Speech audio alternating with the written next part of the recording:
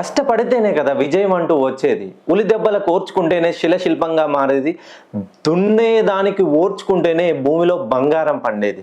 నా జీవితంలో కష్టాలే రావద్దు, నేను ఇలానే ఉండాలి, ఎప్పుడు నేను సిరి సంపదలతో అష్టైశ్వర్యాలతో ఉండాలంటే చాలా కష్టం.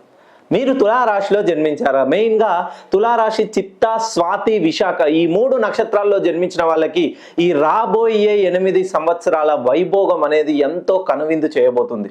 తులారాశిలో జన్మించిన వాళ్ళు ఇప్పటికీ సుమారుగా ఎంత చెట్టుకు అంత గాలి అన్నట్టుగా మీరు ఒకరికి ఇవ్వడమే తప్ప మీరు ఒకరి దగ్గర చెయ్యి చాచే స్థాయిలో ఉండకూడదు. మీరు తులారాశిలో జన్మించి ఉండి ఎవరైతే ఇంటికి ప్రథమ లేదా ద్వితీయ సంతానమయ్యి ఉత్తర దిక్కులో నివసిస్తున్నట్లయితే గుర్తుపెట్టుకోండి, ప్రథమ లేదా ద్వితీయ సంతానమై ఉత్తర దిక్కులో నివసిస్తున్నట్లయితే మీకు జన్మించిన పిల్లల్లో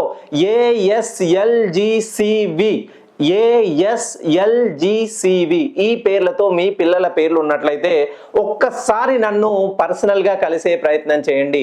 ఎందుకనంటే ఇప్పుడే మీరు యుద్ధం చేయాల్సిన సమయం వచ్చింది. ఖచ్చితంగా మీ జీవితంలో విజయ శంఖారావం మోగించే సమయం వచ్చేసింది. నన్ను డైరెక్ట్గా కానీ పర్సనల్గా కానీ కలవండి. మీ జీవితాన్ని అద్భుతంగా ఉంటుంది.